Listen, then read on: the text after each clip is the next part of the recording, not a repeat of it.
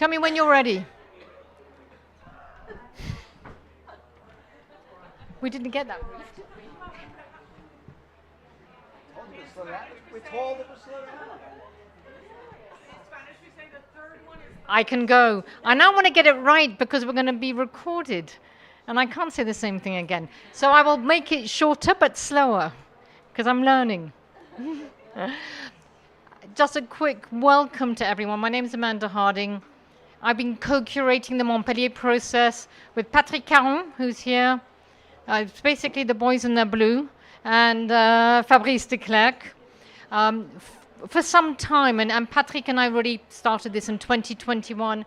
Fabrice in a moment will give a little bit of a better idea when we talk about the Montpellier process, what it means.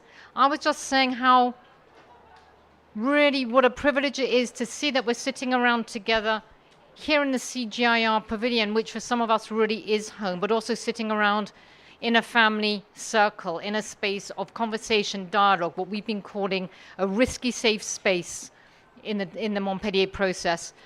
Yesterday evening, we did something similar, but looking at international trade policy as an enabler of food system transformation, meeting the GBF goals and targets over on the other side in the Netherlands pavilion. And a few days before that, we were also, actually yesterday morning, hosted by Teresa here, we were in the National University of Colombia on their campus, also with a use case dialogue. At the beginning, a few days before that, who knows what day of the week we are at this point, we had our first use case dialogue looking at through the lens of countries. Today we're looking at it through the lens of the cities and territories, and very much from the implementers, the action perspective. And we'll talk a little bit in a moment about what that means, how we do that, what the actual outline looks like. But I just thought just to welcome everybody. And every time I talk too fast, Sophie will tell me that I'm talking too fast. I will slow down again. If we go on to the first slide, and then I will hand straight over to Patrick, I think. No, to Fabrice. I apologize if I get this wrong. It's been a hot, busy day today. The most important thing on the next slide probably is that it says that we are working under Chatham House rules. So I'm saying this as well for the camera. Chatham House rules is really important. It means that this is a safe space here. We may be recording, but that recording is for internal purposes. This is not going out because we are not quoting each other directly, and that's really important. It's part of how in the Montpellier process we feel we're going to build trust in these difficult issues for real progress. We need to be able to create that risky safe space. It's not just the safe space that many of you have heard in the past. On that basis, is there anything else I need to say? I think I'm good. Okay. Fabrice, over to you just to take us through a little bit more how the Montpellier process fits within what we're doing here this evening, but also how it fits before and going forward to what we're trying to do. Ready? Thank you, Amanda. I am Patrice, and with Patrick we fabrique. So welcome to the session. This is the last of our use case sessions, and it's one that I am particularly anticipating because the evidence that I found, at least in my work, in terms of accelerated change towards sustainability for feed, care, and protect, we say Montpellier, has come from cities and territories. And so tonight we get to talk with individuals who've really been at the forefront of that change and trying to understand how we as a science community, and more broadly as a knowledge community, can contribute to this need to change. So let's go to the next slide, please. So the Montpellier process, I think, recognizes that in this polycrisis situation, that we need to be able to address three fundamental goals. And in the Montpellier process, we call these feed, care, and protect. And we recognize that there are stakeholders or users, for example, cities, who don't want to talk about climate today, and then in 5 years we'll deal with biodiversity, and 5 years later we might deal with about food and nutrition, and after that we might deal with social justice, but who need to be able to address these challenges simultaneously. And the science community, we're not good about that. We're good about trying to create silos around these different goals. IPCC for climate, IPBES for biodiversity, CFS for food. fantastic for generating knowledge, but maybe not very practical in supporting use case holders on the front line of change to access, translate, and use knowledge for transformation. So pooling collective intelligence, or the Montpellier process, tries to create a space where we can collaborate, where we can challenge ourselves in the knowledge community and ask how can we better pool our collective intelligence in the service of contributing to this change. So we aim to demonstrate more effective, more iterative, and better coordinated science to policy interfaces, or knowledge to policy interfaces across scales. We recognize that we're here at CBD, global scale. We recognize that there are countries trying to make the decisions on how to achieve these goals, national scales, and then local scales, which often are underemphasized, but are where many of the real solutions are being implemented. Solutions at all scales, but concrete actions very often come from these local scales. Recognizing the need to collaborate across sectors, health, people, environment, or feed, care, protect, as we say at Montpellier, and across knowledge systems. At Biodiversity COP, we're trying to make the connection between food systems transformation and biodiversity goals, starting with the implementer's perspective. So as Amanda said, we started out in the first session looking at national use cases. Our second session was looking at trade. Our third session was looking at indigenous and local knowledge. And we conclude today with looking at cities. And all of these do come together. So if you've been fortunate enough to participate in all of them, you're now beginning to do this across scale thinking, and that's certainly what we're trying to facilitate today. We think it's critical that use cases are a key part of this process because this is where the practical experience comes from, and this is a form of knowledge. I think it's quite easy for us in the scientific community to think very abstractly, to think very theoretically, but we want to understand the kinds of knowledge systems, the kinds of translation systems that facilitate use case capacity to achieve this triple challenge. And so the experiences of that community are fundamental driving the process, and that's why we'll start today with the cases of cities. But the last thing that I think I want to say, particularly in terms of biodiversity, is we recognize that the Montpellier process itself, creating these spaces, contributes directly to 4 of the goals. Target 19, in terms of mobilizing finance, what kind of finance and where. Target 20, strengthen capacity building, what knowledge communities, what information do we need. Target 21, knowledge to guide action, how do we make that knowledge actionable. And target 22, ensuring participation in decision making, making sure that there's a diversity of knowledge types that are participating in this progress on the goals. Next slide, please. Great, the famous SDG circle. We recognize that maybe some of the ways that have been working in the past have been, more linear thinking, knowledge to action. And I think a key part of the Montpellier process is recognizing the non-linear action between knowledge to intelligence to action and back. And again, the only way that you can do that is by bringing together these diverse use holders in the room. The second thing that I think we want to emphasize with this is we find 3 pillars that are required in order to do this. One is the capacity to build actionable knowledge, and again, this is very well related to target 21. 2, that we need to be thinking about novel and new institutional arrangements. Are the way that we're working across institutions fit for purpose today, IPES, IPCC, CFS, or other? Or do we need to think about new institutional arrangements that allow us, again, that facilitate this notion of pooling collective intelligence and making that action knowledgeable?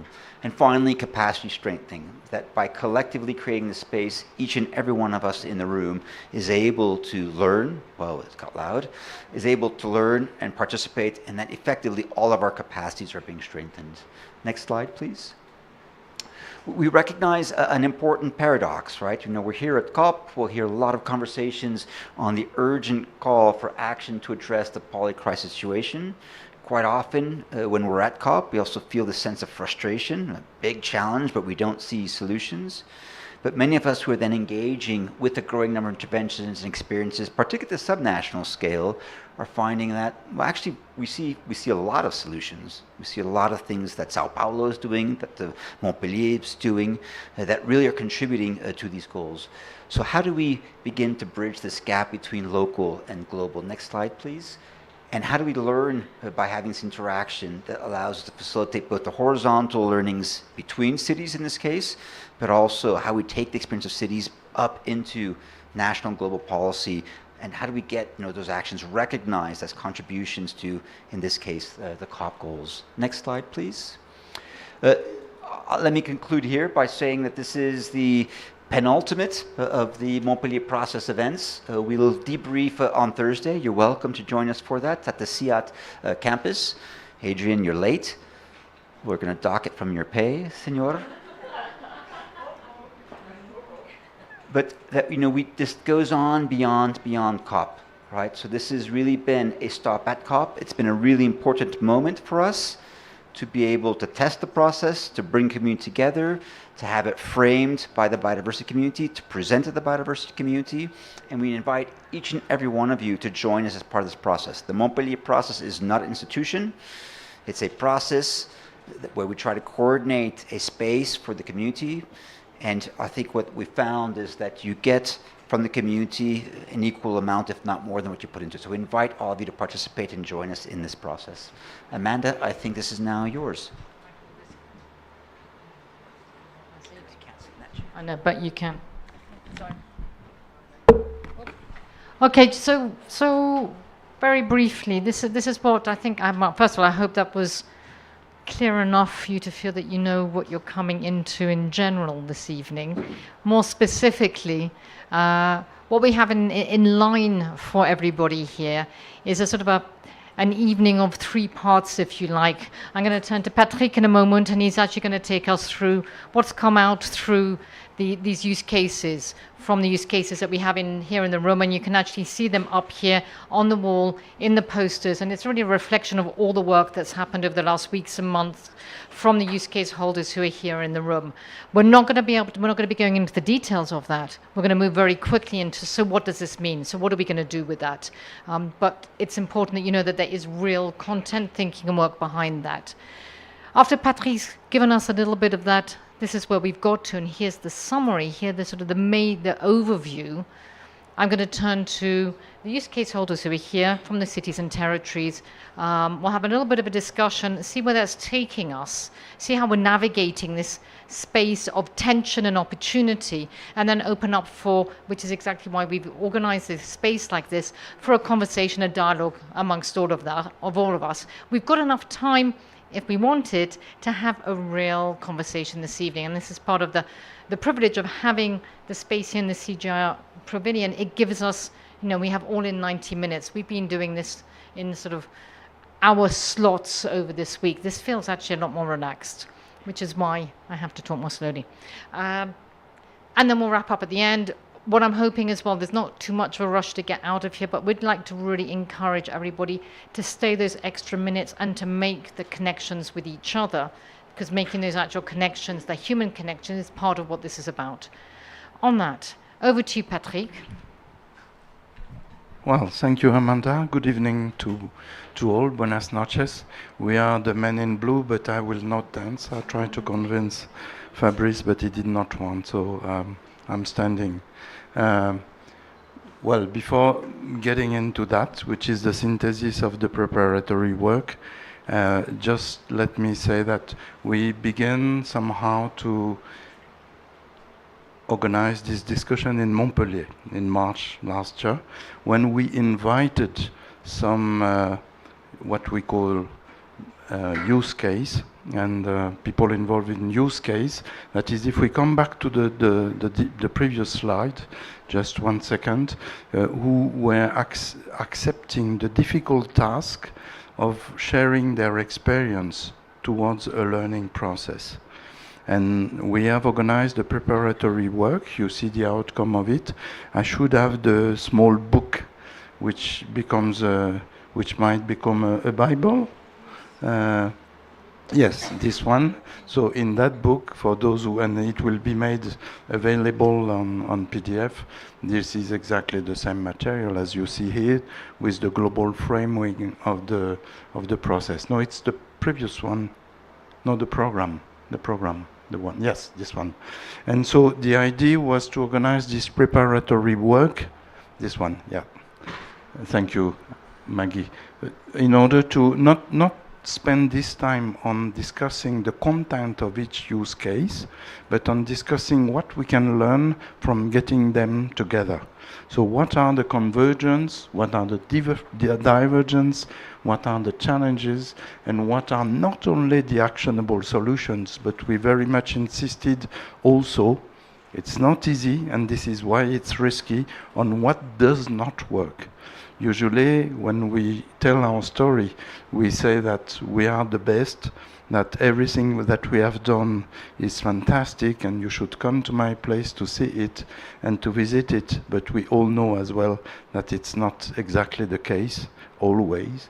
And there are obstacles, and those obstacles are very important to learn from, not only for ourselves, but also to share this learning. This is an illustration of what we call the risky safe space, a space to have this sort of discussion where we can talk about pain points, obstacles, controversies, tensions, and so we work very much on that, and I'd like to thank all the what we call the use cases to get on that. So we organize a meeting a first meeting in Montpellier with some of the use cases holders that are in the room, and then we had 2 preparatory meetings, one to share the experience, to tell the story.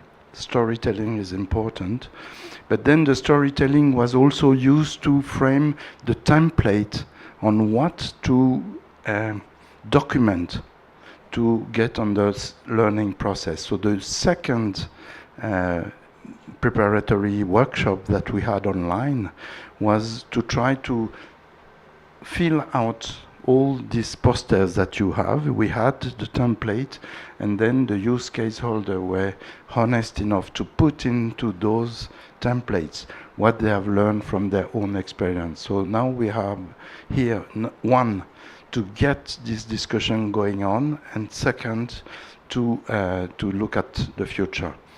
I'm a bit lost about the time, but on Monday last week, well, I don't remember. Well, at the beginning of the week, on 24, we had a working session at CGIAR, where we, Wednesday, well, it doesn't matter. 24. I don't say the year, but and we had a session where we tried to learn from that. We began the process. Of course, there is much more to say and to learn from. We began the process, and now we can go to the next slide, Maggie. And then these are the key messages we took out of this workshop, and that we would like to share with you so that we can engage in the discussion. The first one is the fact that, yes, I'm sorry if you cannot read it, if it's too small.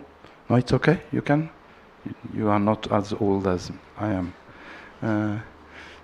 The first thing is that there is a lot happening. As Fabrice has said, this is the paradox. We always complain that nothing is changing, and we just have to open our eyes to see, yes, there are a lot of initiatives, and we have to document them, to capitalize on them, and to learn from them.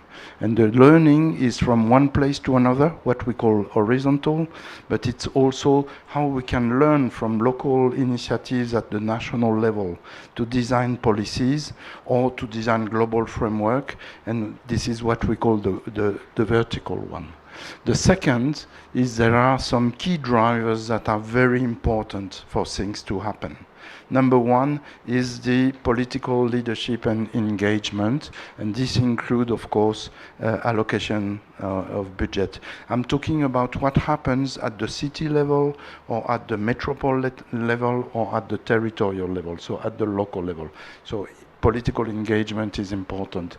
The second is that we need to have, or to invent, or to design, or to implement some institutional spaces where dialogue is possible. And that's not just spontaneous. I'm talking about institutional arrangements that make it possible to bridge knowledge and action, and that are inclusive and include new stakeholders, as we saw yesterday in the University of Colombia with you, Teresa. Number 3, it's we are, we, not all of us, but I am scientist. And this means that we have to get special methodologies to get there. Methodologies to produce metrics and indicators and inform evidence that are not available if we look at sustainable development. There are things we do not know yet how to measure properly, because the questions of the past are not the questions of the future. So we need metrics, we need indicators for the process, KPIs, key performance indicators, but also indicators to measure what's going on. And we need, in addition to that, methodologies and frameworks to engage in discussion, to facilitate the discussion, to go through to mediation, and to be able to build on, identify the disagreements, because there are a lot of disagreements and opposition in such experiences, and to build agreements based on disagreements. So all this cycle of mediation is quite important from a methodological point of view. And finally, there is one specific challenge, it's that at the local level or at the territorial level, most of the data that are available to inform such processes are not necessarily the data which are fit for purpose for making decisions. They may be outdated data. They may be not relevant because the administrative boundaries do not fit with what we are looking at.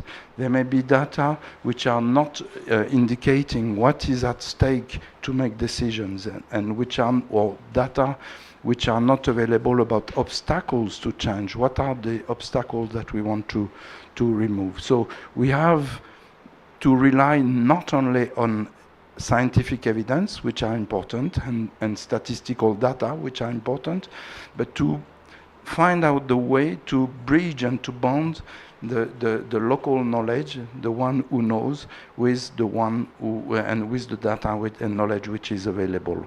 And in addition to that, we have to make the difference between engaging in data collection and knowledge creation and decision making, because the one who know are not necessarily the one who make decision, and vice versa.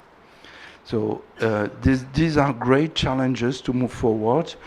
When we look at the 4 case studies that use case that you have there, we try to identify tensions, pain points, obstacles, challenges, and sometimes the tensions can also be challenges and opportunities.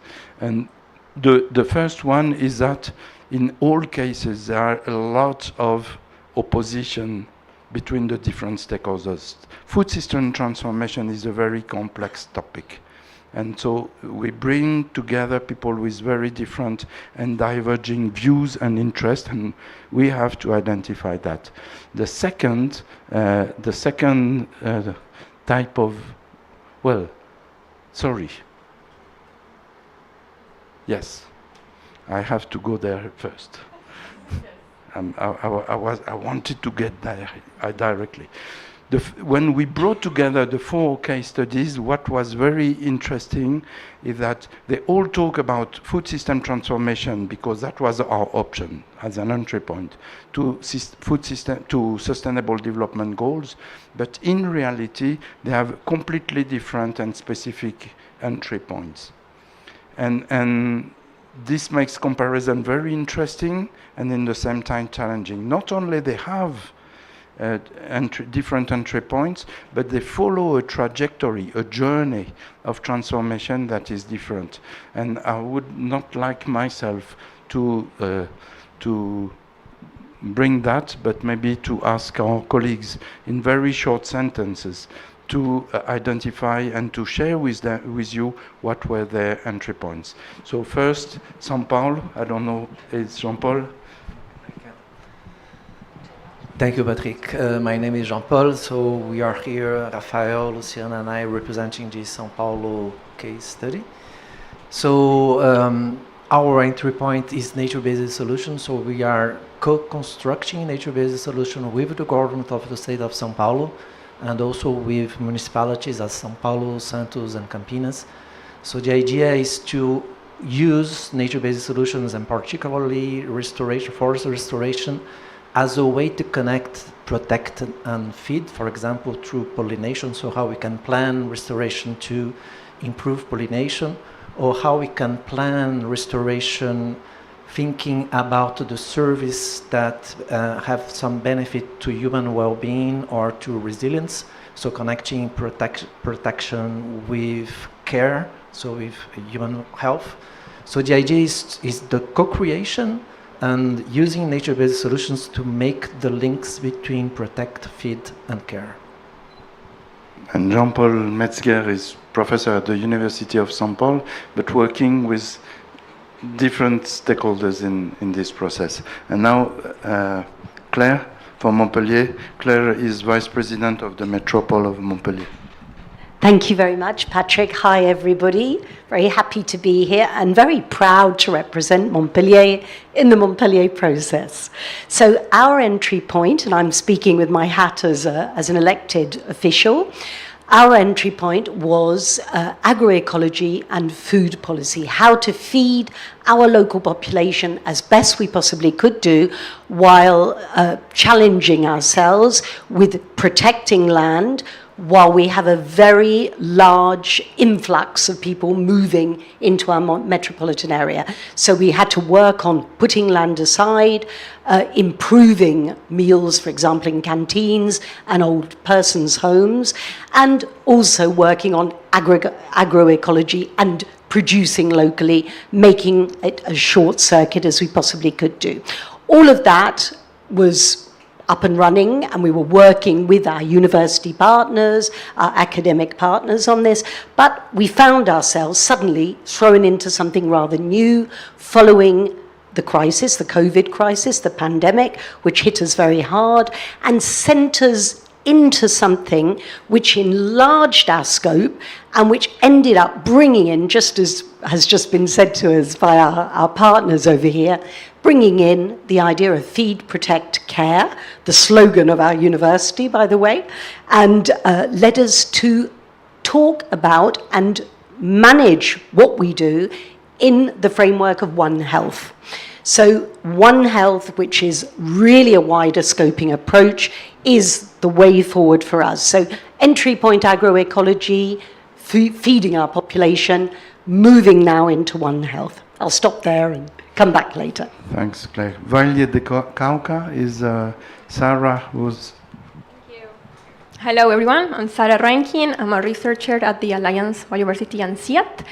I was part of the Valle del Cauca process, and our entry point was how can we transform food systems from a multi-stakeholder approach, but under the lens of regenerative agriculture, which is especially needed in Valle del Cauca, because we have only three crops, leading 70% of the local production. So, and of course, it's a department also facing major challenges related to food security. So that was a very needed lens for us.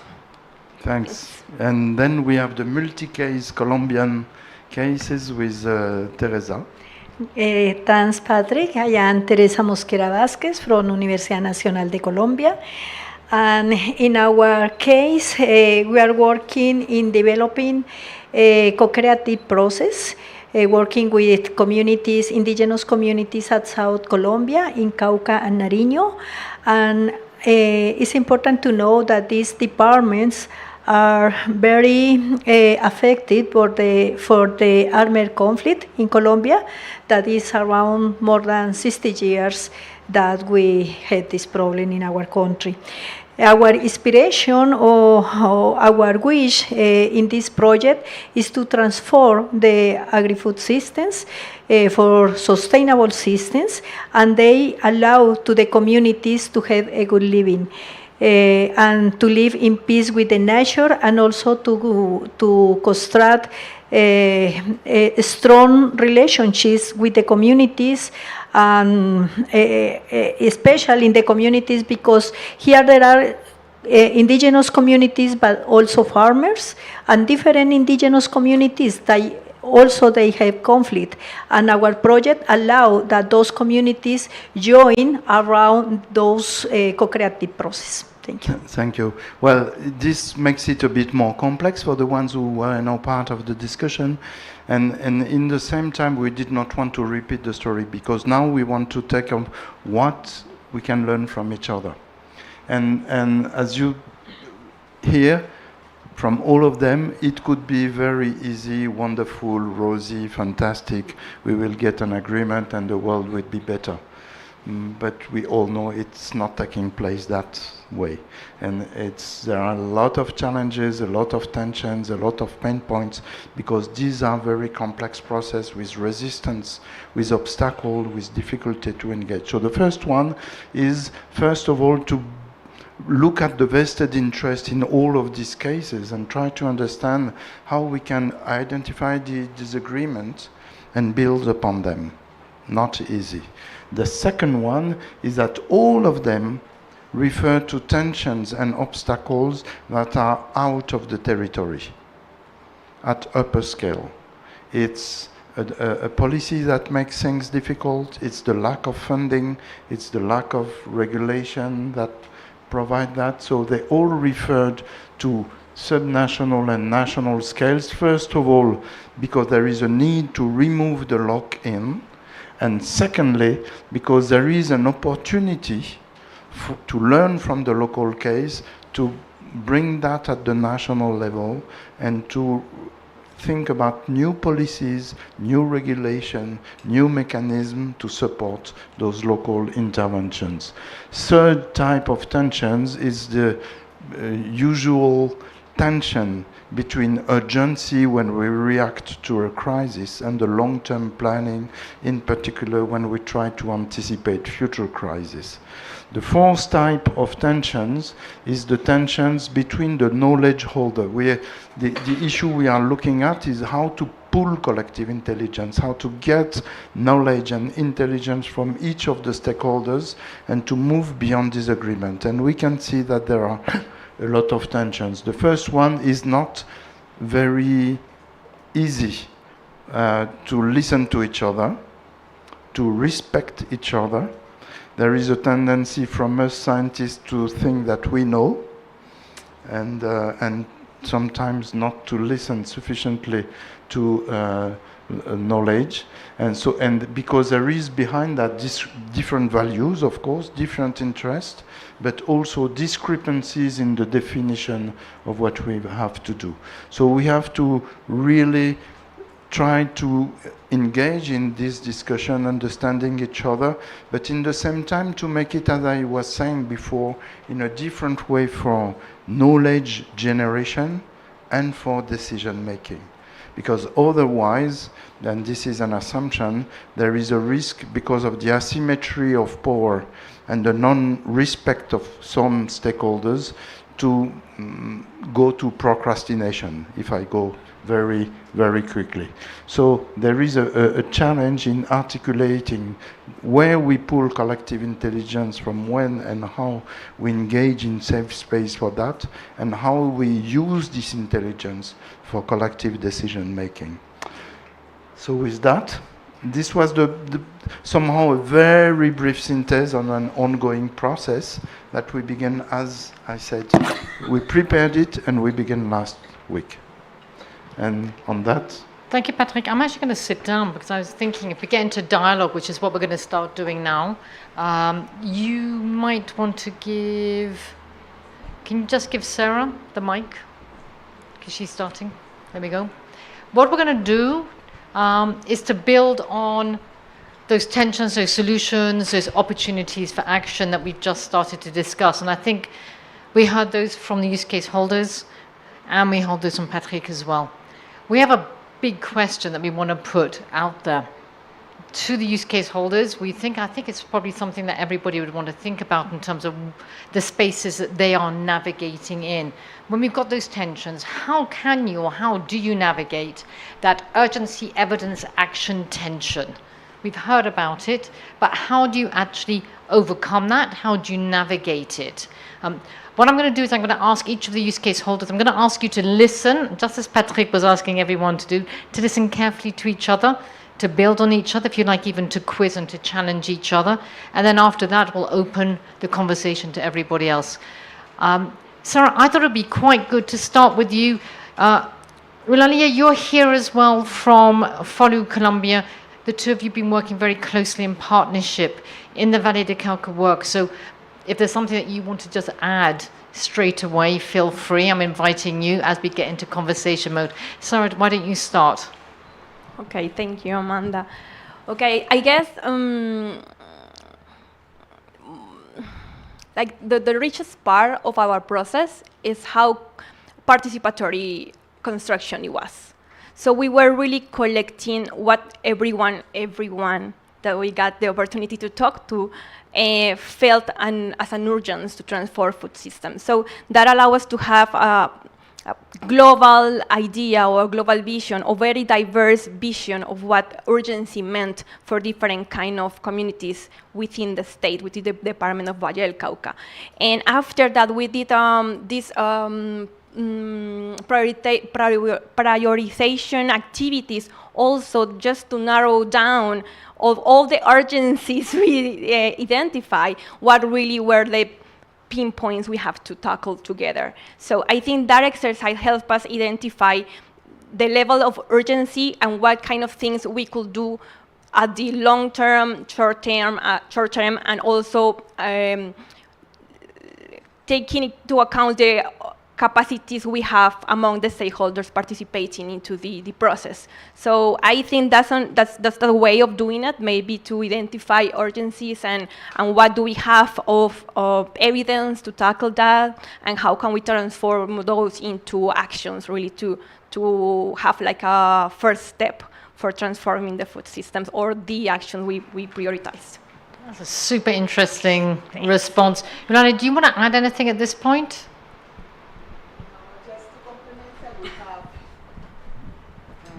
I think one important thing is that we have a supporting group that is working collectively to make this possible. So there are people from the academy, from civil society, national governmental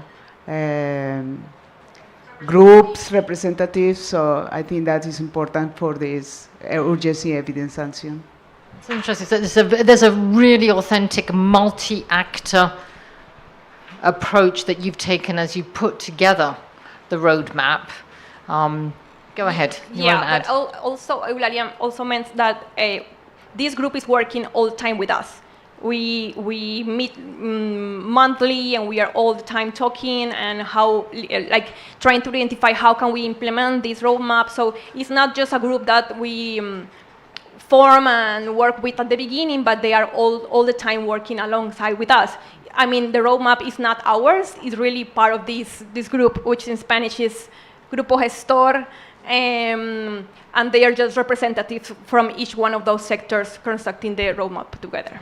Really important. So we've moved way beyond consultation at this point into actually what is an ongoing inclusive process. That's what I'm picking up.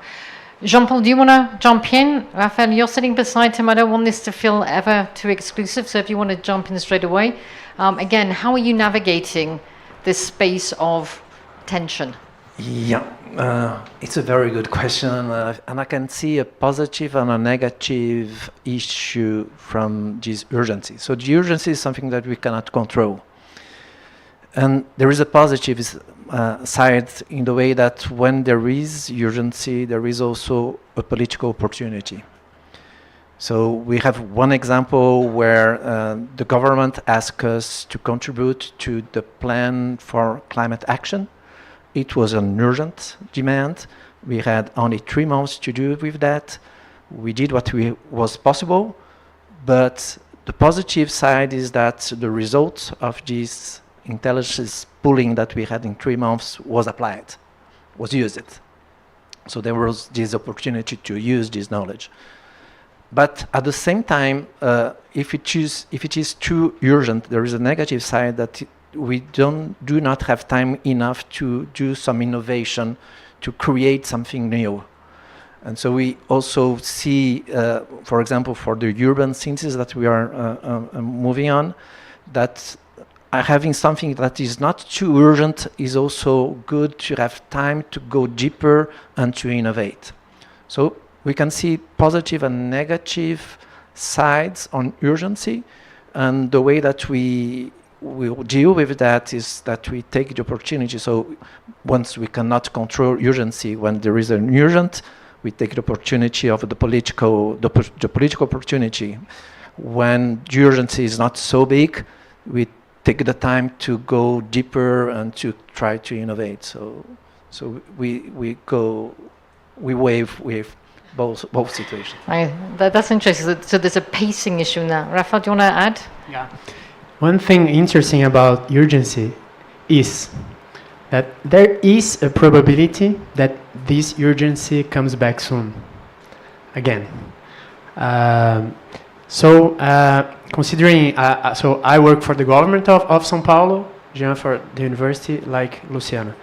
And through the government perspective, this urgency that was met in 3 months, and we presented in COP the solution, this climate action plan. Just to give an example about the Food and Protect Nexus, the pollination service, we used an evidence from the national perspective at that time that about $18 billion was our deficit of pollination, but in all around the country. If we had better pollination, we could have $18 billion more each year just with food products, but we didn't know how much of these was exactly in the state of São Paulo. And then we generated this data in the next 2 years. And now we are launching this publication in the next month, saying that we have almost $1 billion not being generated with food products, especially soybeans, coffee, and orange, only in 3 crops, and we have $1 billion not being earned in the state of São Paulo.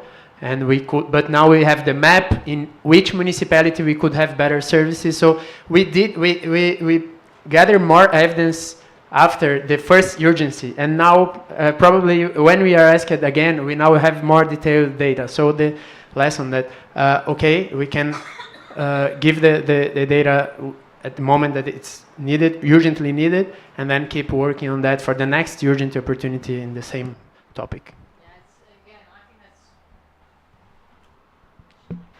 I think that's super interesting. The idea of the urgency itself was a trigger.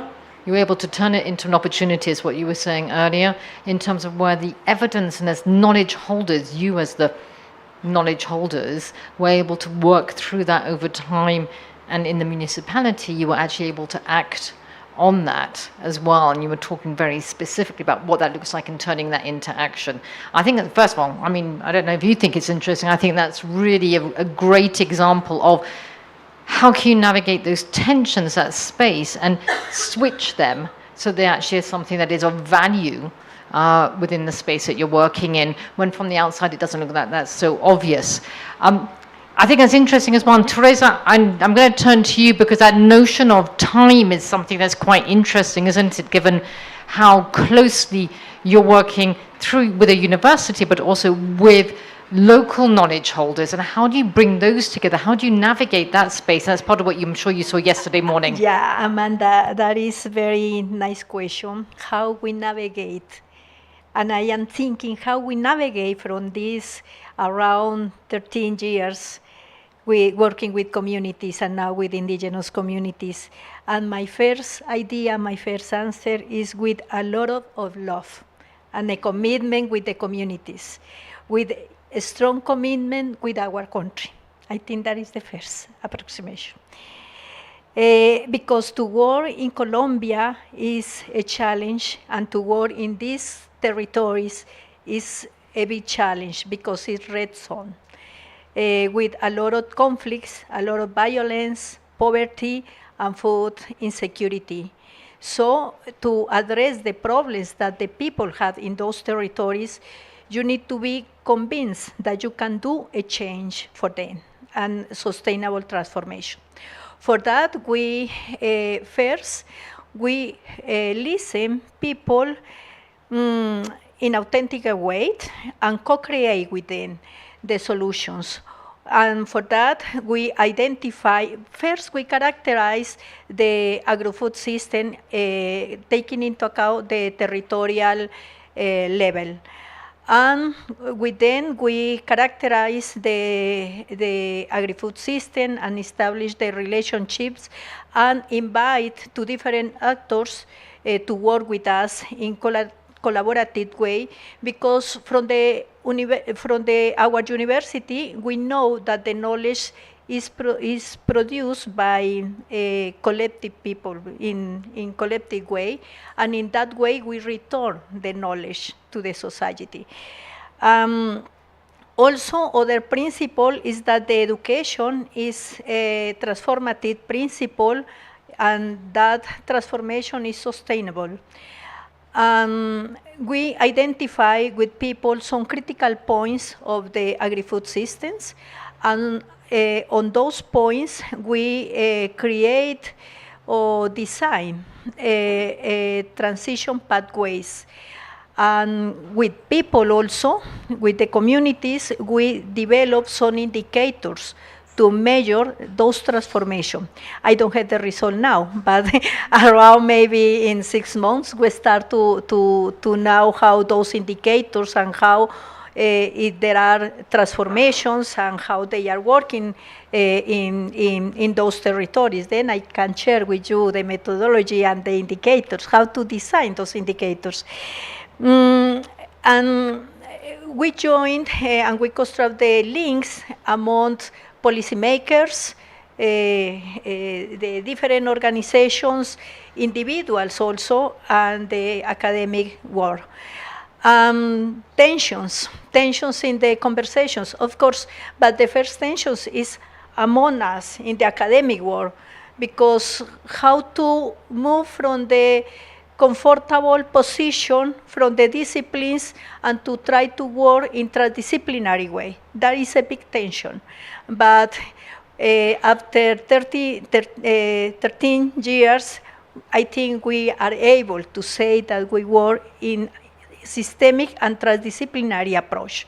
That is completely necessary to work and to face a complex challenge that agro-food systems, climate change, and One Health, and so on.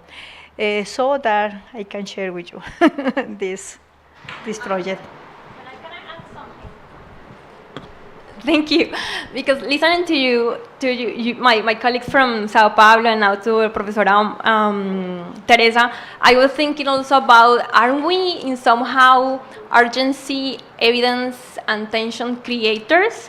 Because in the case of Valle del Cauca, for example, everyone knew we had to do something for food systems, but when we brought to the table the diagnosis we did for food system, how bad it was, and when we brought to the table the true account of the true cost of the food system and how we are in negative numbers right now, and summing up to that, we created tension, and we created urgency, and we created a space to maybe talk to each other, and why not claiming to each other, okay, but what are you doing from the health side, and from the agricultural side, and from the policy side? So in somehow we also were like tension creators and urgence creators for a good reason, not for a good cause in this case.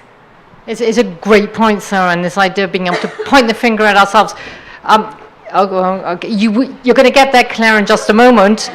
Don't worry, go ahead, Raphael. Just to get this question, we seeing this, that if we were creating all the time urgency, we would not have a deep commitment, because at last you don't have commitment. If okay, it's everything urgent. So my participation is not meaningful if because I cannot have time to contribute. So that's the reason we created almost like you. So it's a grupo gestor de nosotros, or a committee inside the government, from one representative of each area within the government. So I coordinate this group that has 15 people, and my job was to create commitment within them so as they could be like multipliers of our effort. So we have an organization of more than 1,000 people. So with these 15 people with each place that feel part of the process, now we can have more. From the first climate action plan 2 years ago that was really urgent, now we are building with more time the adaptation climate plan. With more time, more commitment, people feel part of this process and don't feel that every time they are on the rush, they have time to contribute meaningfully. So we generate commitment with like love and friendship. But it's a real question that Sarah is also putting out there. The question of, how valuable is that sense of urgency and whose values are we playing into? And that's what I was picking up as much from anything. And these are values that we use, and we say that urgency is important because it freaks us out, and then we act, sort of what you're saying. Or are we actually creating something that talks to us but doesn't talk to all communities? I think that's part of that. And so asking those questions is really useful, and you're working in very different context as well. Another context is Montpellier metropole. Maybe Claire, you can take a few minutes as well. I also, from where you're sitting, I mean, it's interesting. We have two different people from who are actually working in the city in the room, and then we have a whole load of knowledge holders who are working as knowledge brokers in the room as well, and a few policy people. If I look around, and a few policy people around. How are you navigating this space, Claire? How's it going? It's a very good question, Amanda, and so interesting to almost to bounce off what has just been said.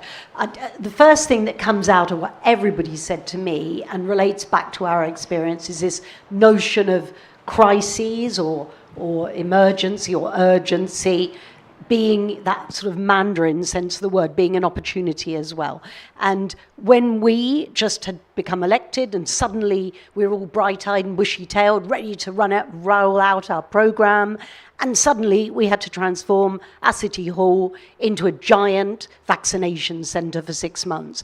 And that just knocked us for six, because we suddenly realised what it meant to be in an emergency and to look after your population, because that's our job as elected representatives. So we got hit by that quite hard. And that's where we shifted our mindset completely to this new way of looking at the idea of protecting your population. And we grew, if you like, through that to a much more holistic approach, whereby we had to integrate all the partners. And that's not an easy thing for the French to do. I mean, I don't know, if we're going to be a bit sort of cultural about it. It wasn't an obvious thing to do.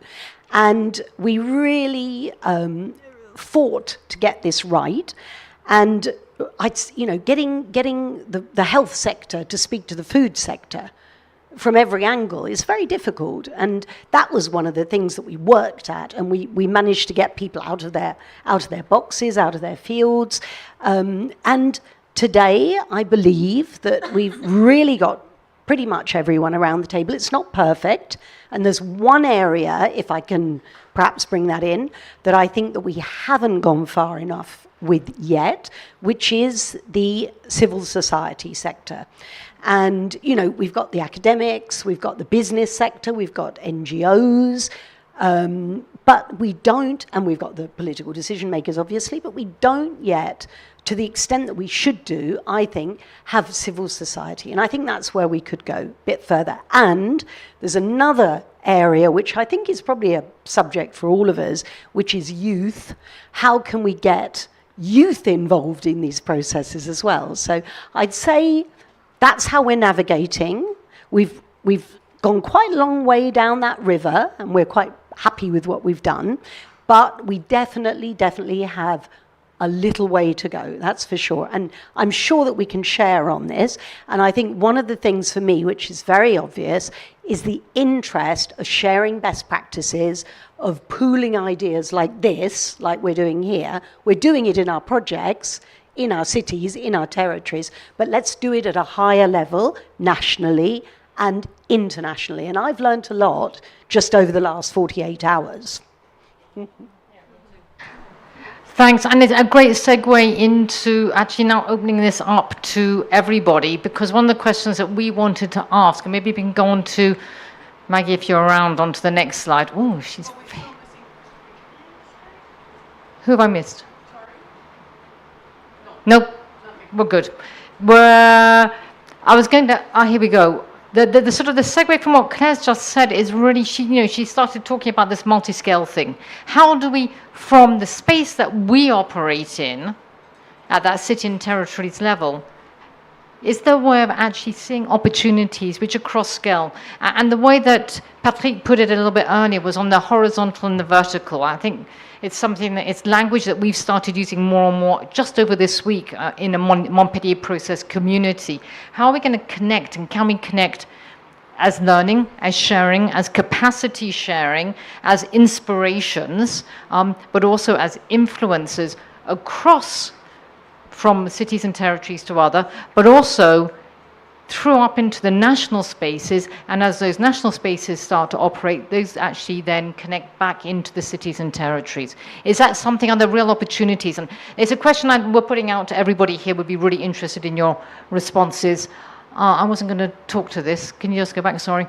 And clearly what we're interested in hearing from you as well is, if that's what we're talking about, what are we also asking from the community here in CBD? Is there something that, as we start to share and learn, influence, are we ready to actually, from a cities and territories community, ready to actually influence with calls to action to the community that is here this week, the biodiversity community itself? That's just a framing. I'm sure you have other comments and questions for each other, including our use case holders. So this is where I open it up. Speak out. We've got mics that we can hand around. We have a little bit of time in front of us. Anybody wants to jump in? Fabrice, straight off. Go for it, Fabrice. Can I just remind everybody, just apart from Fabrice, who's introduced himself, everybody else introduce themselves when they talk. So I interrupted you again. I'm sorry.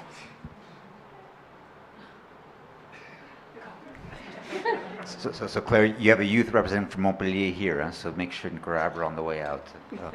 So I think that the two things that struck me. So one, in terms of the horizontal, I heard a lot of conceptual from the regions. I'd love to hear what solution you're trying or wanting to try. So if there's a specific example, I'd love to hear a bit more about that. And then second, I think what you said, Sarah, I think piqued my interest because Patrick, I think, brought this up as breakfast as well. That science actually has played a major role in driving policy by raising awareness around the urgency. So we think that this is a role that maybe we haven't recognized enough, that science has played. Now we're asking, so what is the changing role of science, post-identifying urgency in terms of helping to identify solutions? And one of the spaces that I'm quite keen on, at least when I participated in other food system dialogues, is that quite often solutions are proposed, but I'm finding that the stakeholders we're engaged with still struggle to understand the magnitude of the challenge ahead, and whether the solutions being put in place fits the magnitude of the challenge. And it's a question for me in terms of what role does we as knowledge facilitators play in helping to create a safe space for testing solutions before they're invested in.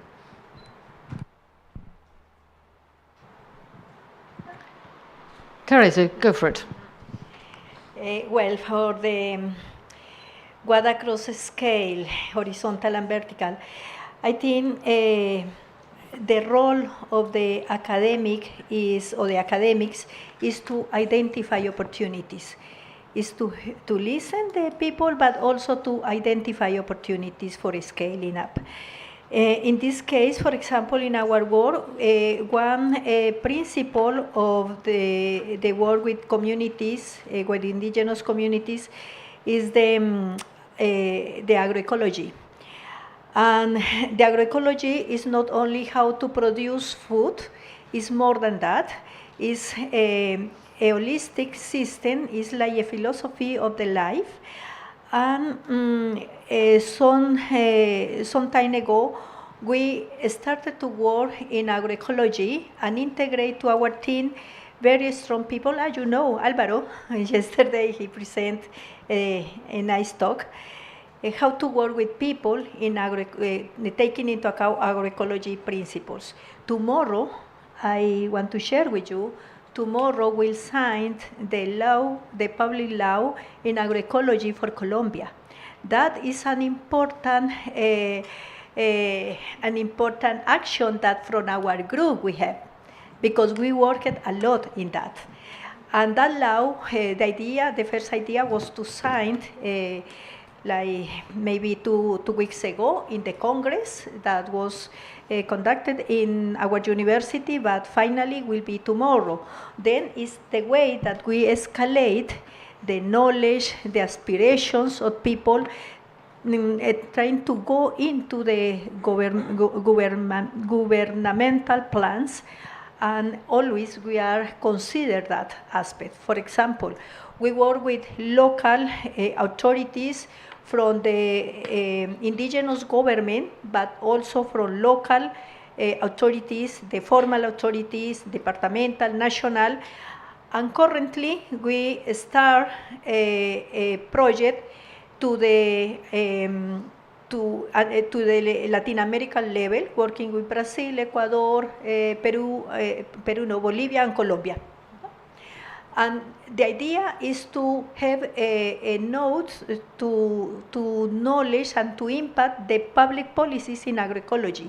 So I think it's so important, at least for the academic world, to identify opportunities and to collaborate in the relationship South-South, of course, also with North, North-South, because that collaboration is from many years ago, but to collaborate in South-South way. Then to identify opportunities is a good way to scale horizontal and vertical in those ways. I think that. But I hope you're happy with the answer, Fabrice. Brilliant examples of actually not only that adjusted role of science, how it operates, as you just said, on the horizontal, and the horizontal across boundaries, across political boundaries, but also very directly into national policy and legislation. And congratulations to Colombia on the new legislation. This is a massive achievement. So I think that's really helpful. Anyone else who wants to jump in, go ahead, and if you could just say, we'll get the mic to you, tell us who you are, and then jump straight in. All right, now I'm Jonathan Mokshaw with Alliance Biodiversity CGIAR based here in Colombia. I think for me as scientists, sometimes we always think about how much impact our work is having on the ground. And we are not always 100% sure. But listening to all the comments from academia, from decision makers, from us as research and knowledge brokers, I think it gives me a lot of hope. And that hope is reignited through this Montpellier process, which I think is a classic example of what we should actually be doing more of. And I think that fits to the first question in terms of the cross-skill opportunities that can further enhance transformation. And I think we really need some sort of transformative processes and also change the way we do research and the way we partner, and really bring in key actors together and activating all the things that needs to be done in order to be able to have impact on the ground. I think that should be the long-lasting legacy of the work we do, and probably we should be doing more of that, not only writing scientific papers, which is of course very important, but we need to do more of this to be able to achieve transformation on the ground. And what I would like to ask, which is the second question here, is especially in the capacity of Target 20 on capacity building. I think that will be very critical for us to think about new ways of doing research and engaging with key actors in order to be able to achieve the transformation. So I would want this community to take that forward and really think about processes or bringing key actors together. Jonathan, thank you. I mean, just really valuable comments, a great challenge to us, as Patrick called it, the us at this point is the science community, and this call out for a new, I've been hearing a lot about this idea of a new narrative. What's the new narrative for science is what I'm hearing here as well. And maybe we're starting to get to some of the elements of that. Okay, my name is Manuela Gomez Valencia and I'm part of the FOLU team. I'm coordinator for FOLU Antioquia. Antioquia is another big department of Colombia with very big challenges in transforming food systems. And I want to highlight another opportunity that I see for collaboration in the horizontal level, and it's about integrating leaders, young leaders that are working in food system transformation in different cities of the world. And here I want to share with you the example of the project Urban Futures. Sarah also is part of this project, and maybe Sarah can complement this idea, because the idea of this project is that they have a parallel process in 10 intermediate cities of the world, of Latin America, Asia, and Africa, and they are selecting young leaders that have now different processes in their territories to join like their voices, to generate new narratives for change, to map different cases of success, and so I think it's very important what can we learn together, empowering young people from the cities. Thank you so much. Again, another great intervention, talking as well to the question of, Anna? Yep, talking the question of leadership and where that leadership comes from. Go ahead. Thank you. Before to be here, I was in a conference about with the signatories of the peace agreement in Colombia. La profe Teresa said before, we have lived in war for years, and there they said something that I think that is crucial, and they said that for the territory transformation, we really need to redistribution of local power.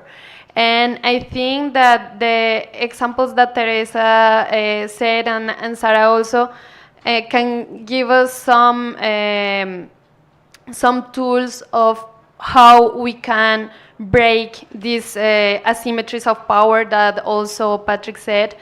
And I think that my ask for the knowledge action communities is, if we are really breaking these barriers of power between science communities and after in the institutions also. So I don't know, and here we are talking about pooling collective intelligence, and I don't know if at what point we are really breaking this power between the different knowledge communities. And I think that it's a discussion that we could have later or now, but I think that it's really important to be aware that the power is still present here, and it's for that we are in the blue zone.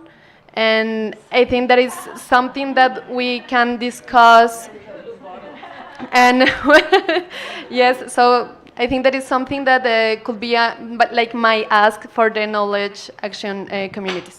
Very welcome. Thank you so much. Anna, do you want to just quickly introduce yourself as well? Because you didn't do that. Sorry. My name is Ana Maria Quiroga Arcila. I'm part of the global PhD platform, Feed, Protect, Care, and part of the Montpellier process. Patrick, do you want to jump in straight away? Oh, I didn't get that. Excellent. Carolina.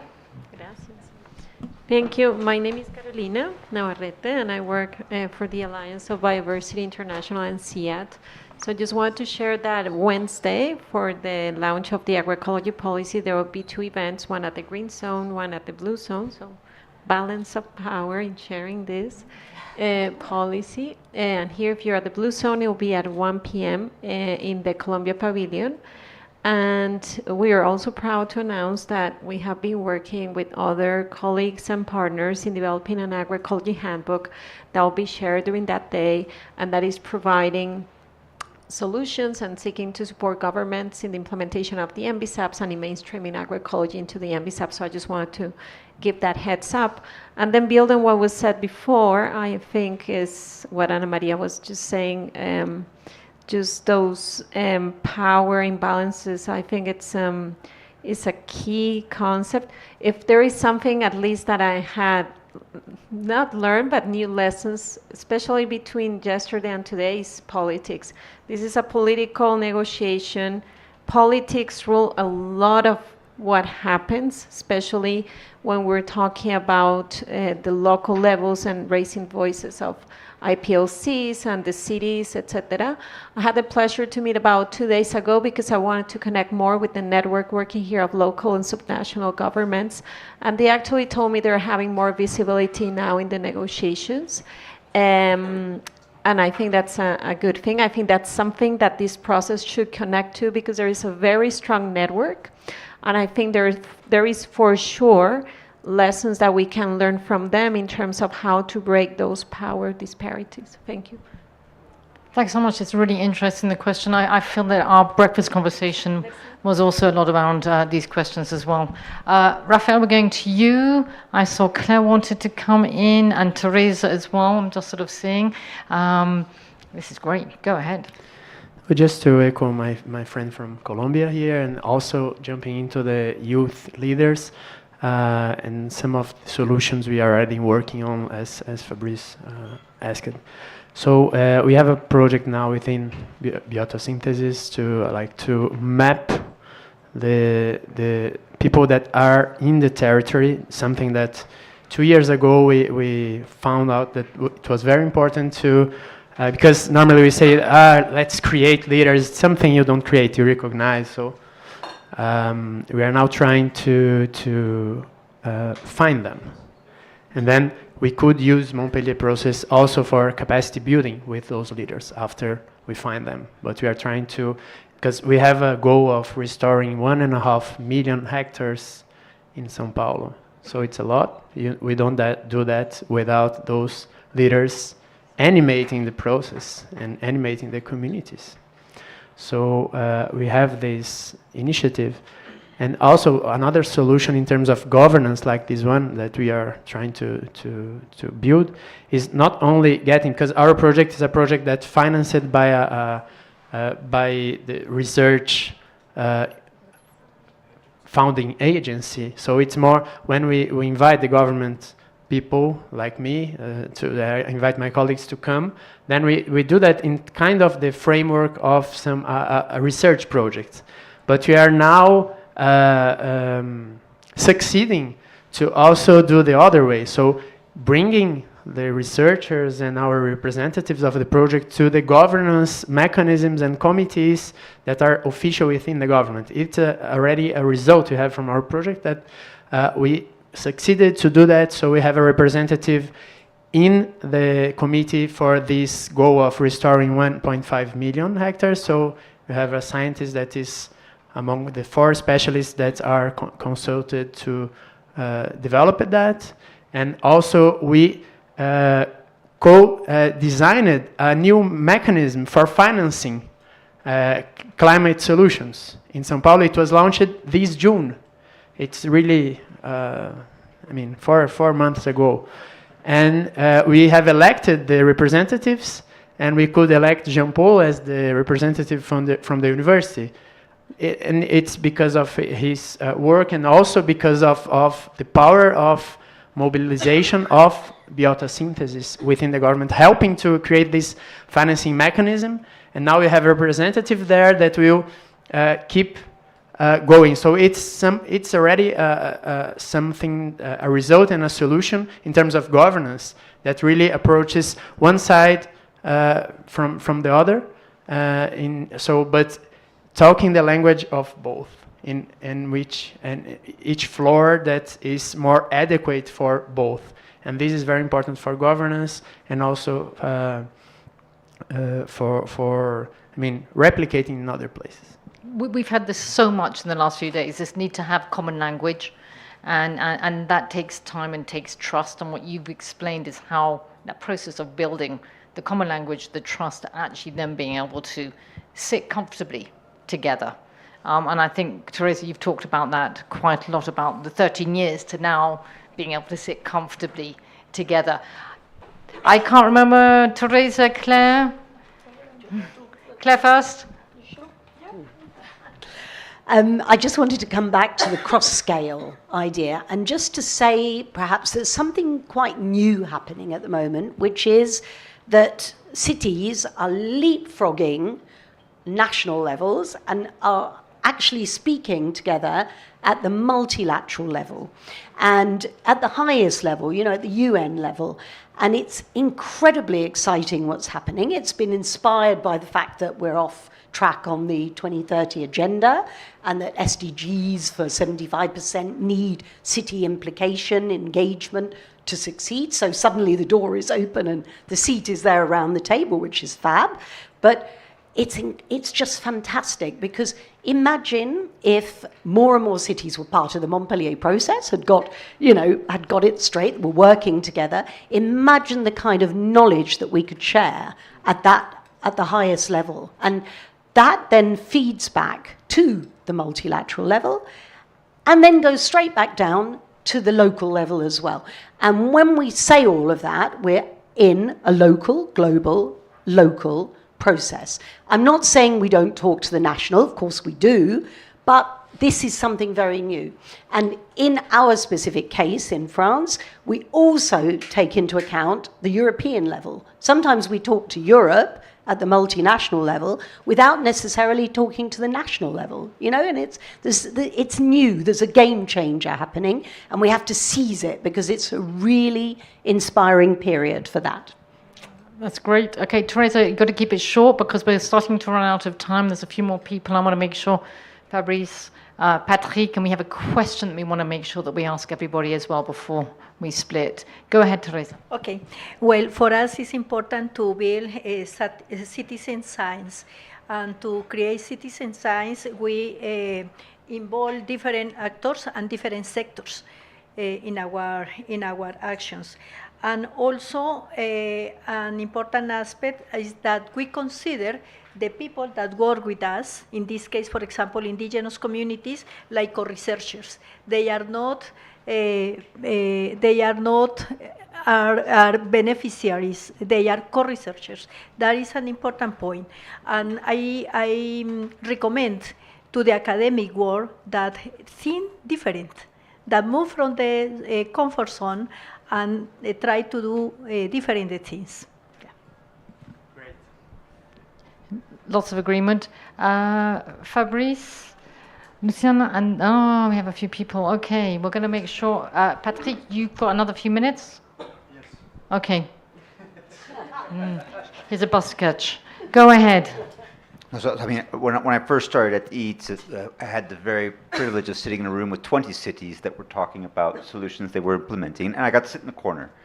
But listening to Los Angeles and Toronto and Barcelona say, "Oh, we tried this in Los Angeles. It was based on the Oslo example, but we don't do procurement for public schools, so we had to go through the school board." They were talking about what was working, what wasn't working, how they had adapted it, and sharing, and as Patrick had pointed out before, in a very authentic manner, what didn't work. How would you guys not repeat our mistake? How might you adapt it? And that horizontal collective intelligence, I thought was fantastic. And the other piece that struck me about that was that the questions that the cities were asking were not the questions that the scientists had asked the day before in a separate room. So there was a real privilege in being able to have access. So your example of how now the science is being embedded in the process I find is a luxury, but a real means by which we move forward. The other point, I think, if I'm allowed to talk about Paris, that's okay. But I mean, the concrete examples that we're seeing. I mean, Chloe and I used to count bicycles that would go past the bus stop in the morning. And, 5 years ago it was one, and now you've upturned Montpellier and you've really transformed it. When I speak to scientists, I say, look, I see real examples of transformative change, and this is what it looks like. Paris, is paying 40 million to help farmers in its watershed transition to organic and regenerative. 30 million of that comes from Eau de Paris, 10 million from the city. And then they put a little zinger in there and said, hey, European Union, we're doing it because the CAP isn't doing it. And so there's a little bit of a nudge to say, hey, higher scale, get your act together because we're impatient, we want to move. And so I think those interactions across scales, and also demonstration that you are able to do this, enabling farmers' communities, building better neighborhoods, and the way Paris articulates it, you see very clearly that there's a water objective being met, there's a healthy diet objective being met, there's a climate objective being met, and it's very rare for me to see anyone capable to articulate that we have an intervention that addresses multiple goals. And I think, again, cities are quite unique in being able to do that. No, I just want to add something about and react about what Claire just said about the whole of cities. We saw it in our state. I mean, cities are really taking action and also committing with targets many times that are more bigger, sometimes bigger than the targets that the national are getting. So these commitments that cities are doing, it's really important because it allows us to work with the state. In our case, we work with the state government and also with cities. And in the case of, like many times, we have political influence on what we do in terms of if we change, the party that is in power, maybe it can influence in our work. So when we work both time with different scales, it allows us to have more continuity in the process of it. And also, as Rafael just said, like creating these committees inside the government, it allows us also to be better in continuing what we are doing. So this commitment in different levels, also the city committing to different targets, and also the project committing inside, having committees and getting this allow us to have more continuity in our studies. It's super useful, and this question about building resilience into the actions is absolutely fundamental. Do you want yes, go ahead, make sure you introduce yourself to everybody, and then we're going to turn to Patrick, and then we have a final question for everybody. Okay, so my name is Sergio Aranguren. I work as a technical coordinator in ICLAI Colombia. ICLAI is a global network of local and subnational governments. And in terms of opportunities, we are promoting something that we have called the food systems compliance, which is inspired in the climate compliance, and is composed by 4 steps to promote that integral management of food systems at local and subnational levels. The first step is to establish the governance of the food system, so it's identify and integrate all the stakeholders and promote a participatory process around the food systems situation in the local level. The second step is to promote the food systems and have this food systems diagnosis. So it's to understand the situation analysis, make an assessment in terms of the data, indicators, etc., and define the monitoring framework around food systems. And the third and last step is to formulate an action plan around food systems. So in that regard, you can integrate all actors, all stakeholders, and all gaps, and challenges, and formulate goals and targets integrating all actors. And finally, formulate the legal framework for the implementation of the action plan. So that's the way you can guarantee that the public sector and the municipality is going to implement that action plan. Super helpful as well, and also to have the ICLEI voice in the room is really important. I'm going to ask Patrick to wrap up because the time has just gone away. As he's doing it, I want everybody in the room here to think about not only what is our ask, we've had that to the COP here, but what are you taking away from you that you are actually going to be able to move into action in the actual cities and territories where you're actually operating? So keep that in mind as Patrick comes up with his wrap-up of the session. Thank you, Amanda. I deliberately remain sit down. I've tried to take a lot of notes. Well, the first issue is first, thank you very much, because it's really not easy to talk about pain points, obstacles, difficulties, failures, and to move out of the comfort zone. And all the experience we've talked about have gone into this exercise. So it's just fantastic, and thank you. It's very rare. This makes it possible to identify emerging questions or fields of thoughts. And I'm talking about emerging because we are at the beginning of this conversation, and this was just exciting and fascinating as a learning process, and we could move much more forward. The first one is each use case is a learning process by itself.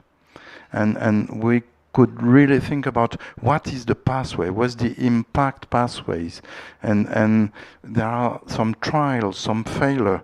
We hosted in Montpellier recently a UK sociologist, and she's talking even in English, and I don't know how to translate it. Sorry, someone will help me.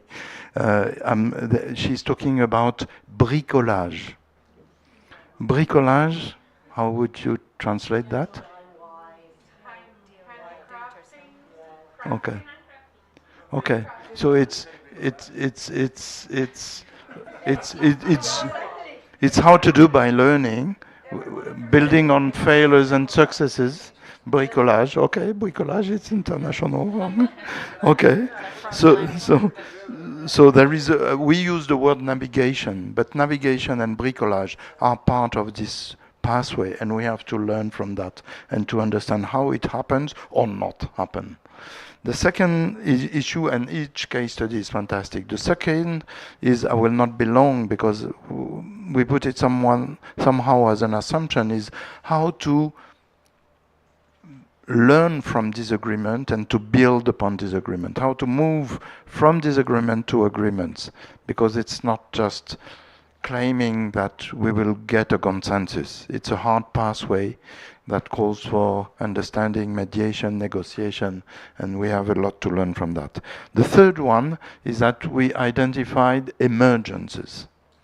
Emergences, the good one is that about pollination, how data is brought to another level and makes it possible to move from one scale to another. Another one is how it was possible to build and to design the agroecology policy here in Colombia.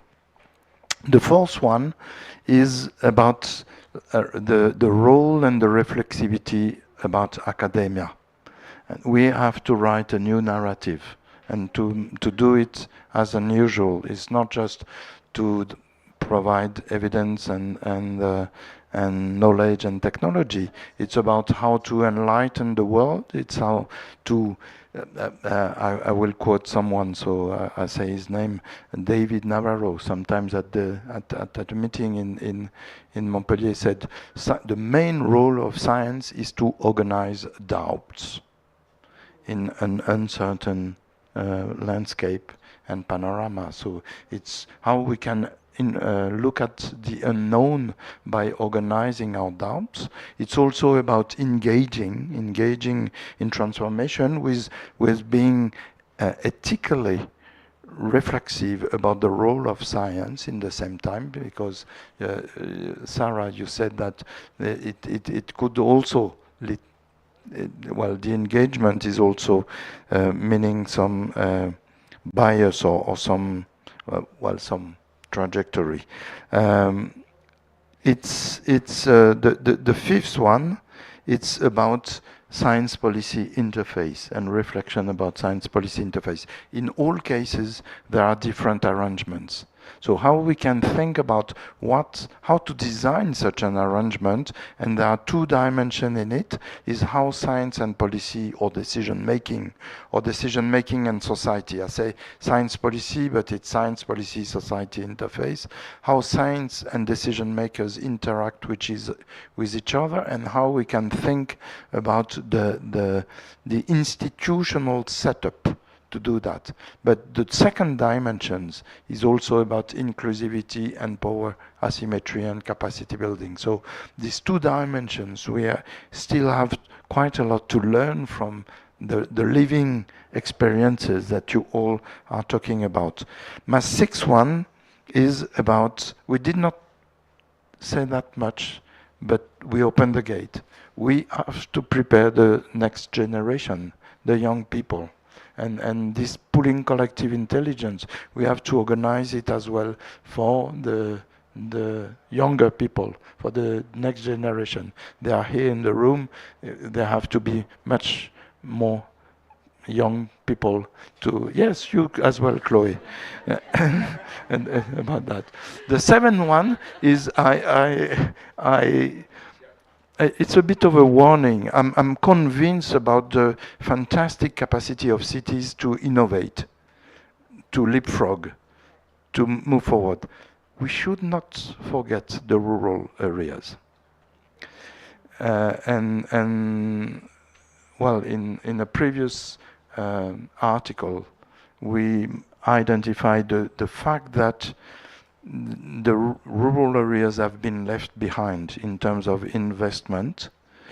And if we look at some crisis in France, for example, and yellow brackets, it's obvious that the regions that are left behind for economic or sociological reasons, we just cannot forget that. So we have to balance, of course, to move and acknowledge the role of cities in changing the world each time more, but looking at this balance. So 3 last remarks based on these 7 fields. There were 7 fields, 3 more remarks to conclude. Number 1 is a call. It's fantastic to have these case studies, but now we have to, number 1, look at other ones and bring into our journey as Montpellier process new use cases and new teams that are eager to share their experience and to learn from each other. My second and almost last message is that now our task, and we will discuss that in the next days, is about how to shape the learning community across each other, because we all are aware that the discussion was too short and that we have to go much further to deepen the analysis, to deepen the exchange, and this is the shaping of this learning ecosystem is really very important. And my last comment, including to bring it in places like that one, COP. And my very last one is about the need to, we have organized the week by scale, local, national, global. And the dialogue that we had today makes it obvious that we have to learn from each other and to connect the scales, and what can be learned from one scale to another and back. And what is the specific role of local, what is the specific role of national, what is the specific role of global, and how we can articulate that, because this is the only way transformation at scale will take place. We have to articulate those scales, and we can learn from that. Thank you so much, Patrick. Fantastic. We love the 7+3. Really, are you having to run?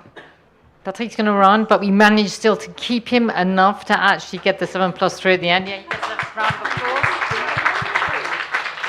Go and represent us tonight, Patrick. We want you to talk about the Montpellier process, please. We're relying on you for that. We're wrapping this up right now. I don't know, Maggie, if we do. The questions that we wanted to ask you just as we finish right now, because we always want to make sure that collectively we have a collective last word. I like our question 1 and question 1. So question 1, if you take your phones out, see if you've got any internet connection at all, if anything works. I have no idea. No internet. So if you put your camera on, does it connect to anything or not? There we go. Yeah, let's see if it actually opens. It does. If you can get onto the Slido. First question, what are the most compelling calls to action from our dialogue right now? We're trying to actually collect the thinking at the end. And then we'll give you a couple of minutes for that. And then we'll go on to the second question. You will see the responses if your phone is working. I'm not even trying with my phone. If your phone is working, you'll see the responses coming up once you have submitted your response. We're not even going to try and show it on the screen. And then we'll go on to the second question. Okay. There's no code. Okay. If anybody needs a hand, we will pool collective intelligence. Talk to your neighbor if your neighbor's getting it to work. Anybody? Yeah, I can see people writing things.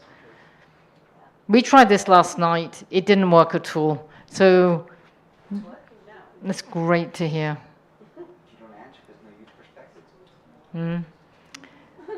That's great. So I'm waiting to see not what Raphael puts in. I'm waiting to see once he submits his message. I want to see the other messages coming up. Right, faster.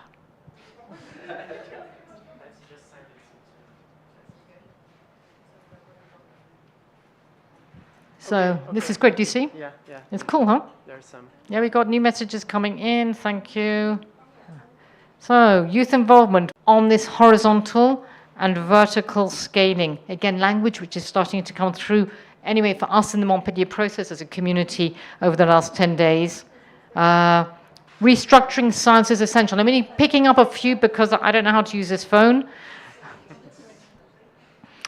Understanding how transformation actually happens and how to articulate this. And I think this is part of what's come up really clearly today, that we need to be a lot more humble and modest and listen if we're really going to get our heads around understanding about transformation. God, you can really put loads of things in. Broaden the notion of science to be more inclusive. I'm going to stop here. You can read them. Let's have the second question. Is it going to work? You don't think so? There is no button. Okay. So, are we allowed to stay in the room for another couple of minutes, Maggie?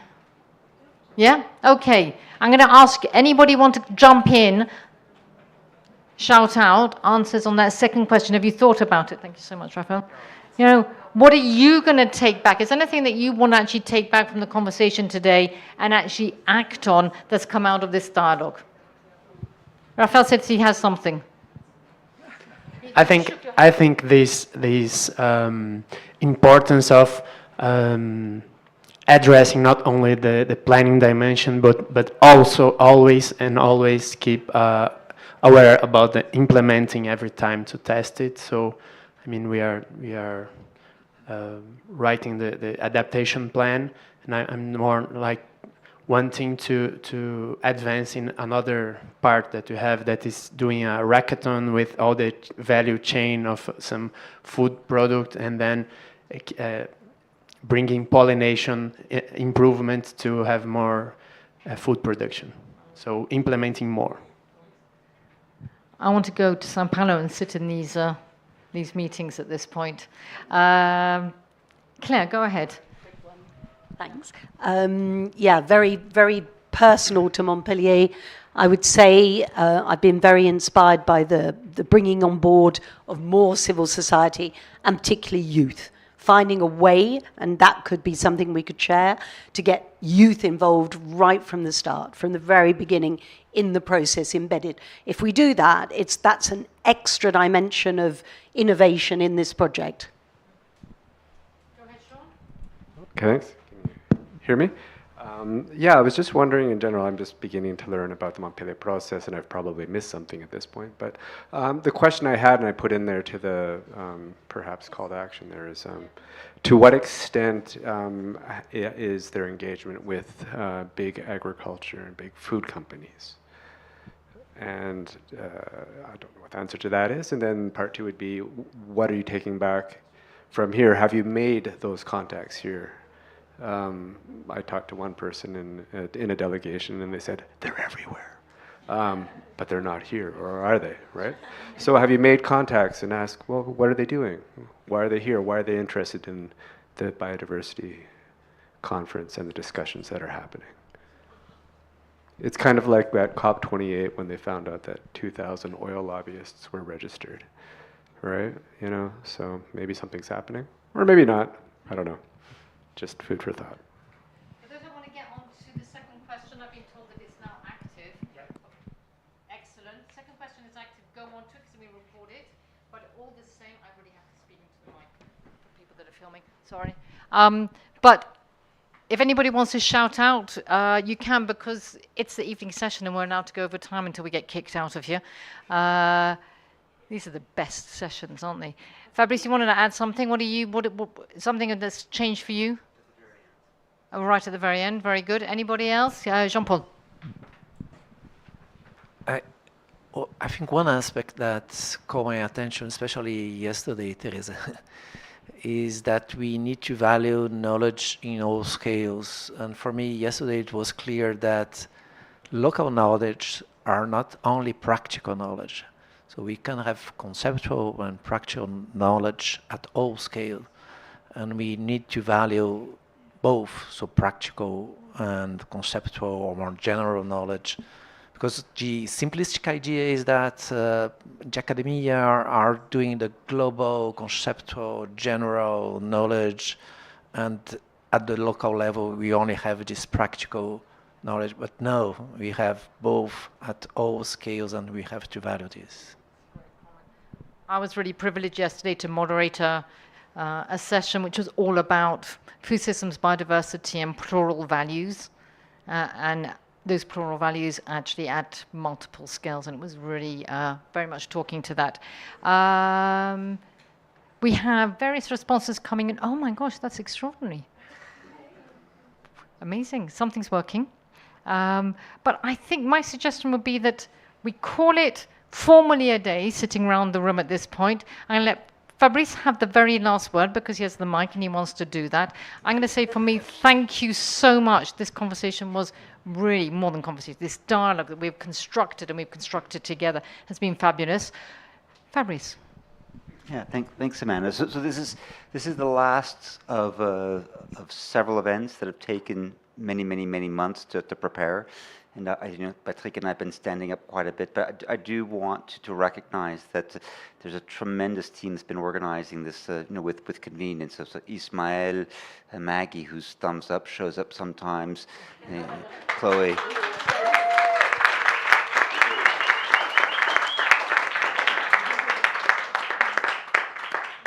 So Sophie, our local host, Amanda, Chloe, our photographer. So really, thank you to all of you for your help. That's it. Oh, yeah. Thank you so much. Okay, I think we're done. Again, we're not being thrown out of here. Posters are here. Take a look at them. Take your time just to connect and to mingle, and then find your way to whatever you're doing next this evening. Have a really good evening.